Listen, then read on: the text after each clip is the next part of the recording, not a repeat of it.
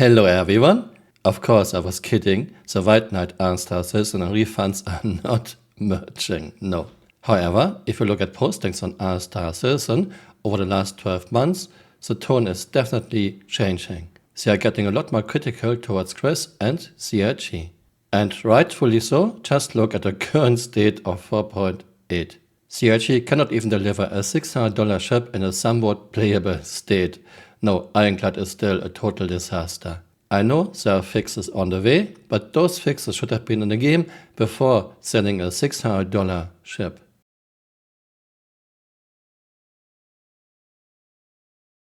Here's one of the many threads on starcitizen that are not so positive towards CRG anymore. None of your complaints matter by Friend Pyre, because you keep spending money, that's all. I'm saying this in my videos for a few years by now. As long as you all are still throwing money at Chris like no tomorrow, nothing will ever change. 2026 is on the way to be the best year in funding again. So you don't want CRG to make money to deliver the best space game ever? Of course I want CRG to make lots of money to give us the best space game ever. The issue is Chris. You can give Chris not $1 billion, you can give Chris 10 billion, and Chris will still prioritize eye candy, cool cinematic, his interactive movies Quadrant 42. By the way, there will be chapter 2 and 3. Expensive art in all their studios and his private cinema. Chris does not care about a pew as long as it brings the money in, and it still does big time.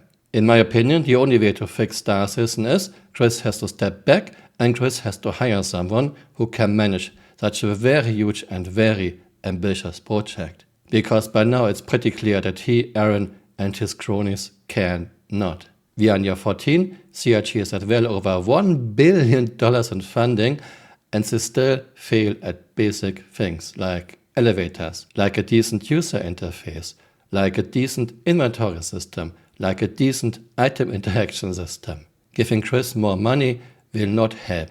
Let's read some of the replies. Huge11, this is correct, we are all kind dumb to be honest. Well, not everyone, because Double Reload only bought Narora in 2014, never spent any more than $45. I wish I would have done the same. I believed in Chris and CRG's promises, aka lies.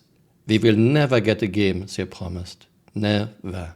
All we can hope for is a bare minimum 1.0 with just 5-star systems, missing basics, missing mechanics, almost no physics, no alien worlds, not even NPC crews.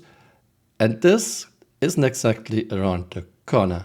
Manta 1015, the only rational position to take considering the history of things. He means not wasting more money on this. Unfortunately, many folks here choose not to learn from history, so they are destined to repeat it. It's all very fascinating to witness, and why I think a great number of us are here. Hoax 1337, that's cool, but it still doesn't matter as long as other people are spending money. Yeah, just look how many Odins CRG sold. Odin, a ship that won't be in a game in the next 4 or 5 years.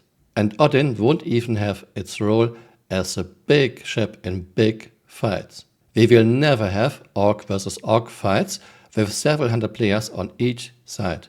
Not because CRG is incompetent, no, but because of limitations of internet traffic, of server capacities, and of physics. Speed of light is the ultimate speed limit. But this is exactly the dream Chris is selling us. Heck, right now, even after we got the first iteration of server meshing, we still have massive interaction layers and do things, even do things of players and NPCs at walking speeds. But even if CRG would have top netcode and top servers, huge Orc versus Orc fights would still be impossible. The closest game to huge space battles we have is EVE Online. But in EVE, one ship, one player. Graphics are much more simplified in EVE. EVE is not a first-person game. But even EVE has to slow down time in big fights, even down to 0.1 times speed. Slowing down time to give servers more time to calculate everything that is needed in big battles is not possible in starcitizen. Starcitizen is a first-person game. Bartorius, at this point I've realized that this game will always be infested with FOMO, fear of missing out sales, and pay-to-win skip mechanics, because it's just way too profitable not to do.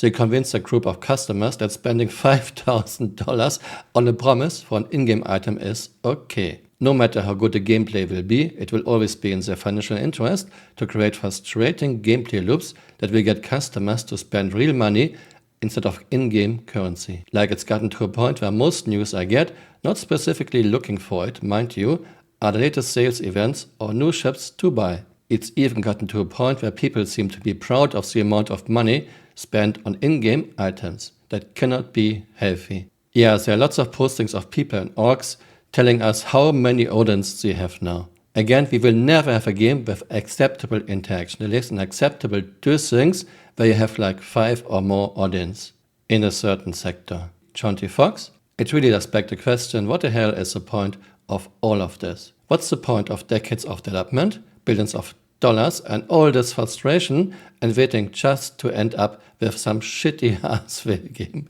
designed to do nothing more than bleed the wallets of those who don't seem to have any self-restraint or common sense. What a complete waste of time. Well, I still hope we will get some game one fine day, but like I mentioned earlier, it ain't 1.0. 1.0 will be just terrible. The question is, will CRT make enough money to continue developing the game after 1.0 is released? I am not so sure. Link to this Reddit thread is my first pinned comment below. Thanks for watching and see you next time. Bye. Auf Wiedersehen.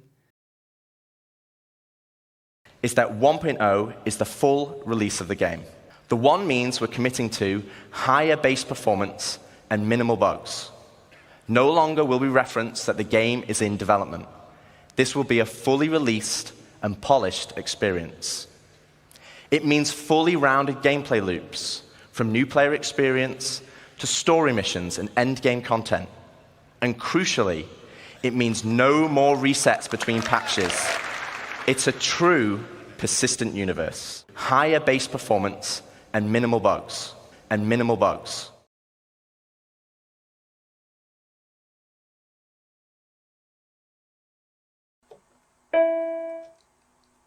Basically, we learned that it worked. It's false. No way. Not this time. Went surprisingly well for us. Yeah, it was great fun. Not this time. No, not this time. It worked. Wrong. Yeah, the technology was working kind of as we expected. It's totally made up. Pure fiction. We were surprised that the game code worked as well as it did. It's fiction. It's fiction. Yeah, and it actually works. It's a total fabrication. It never happened. And watching it all largely work. It never happened. It's false. And things seem to be working very, very well. It never happened. It's a fake. That worked so well. It's fiction. It's an urban legend that never happened. Has there ever been a point in the last 5 years where you lost faith? No. Really? No, yeah, no. No way. We got you. Not a chance. But by and large, we're really impressed with the maturity of the tech so early on. It's fiction. We made up this one. We made it up.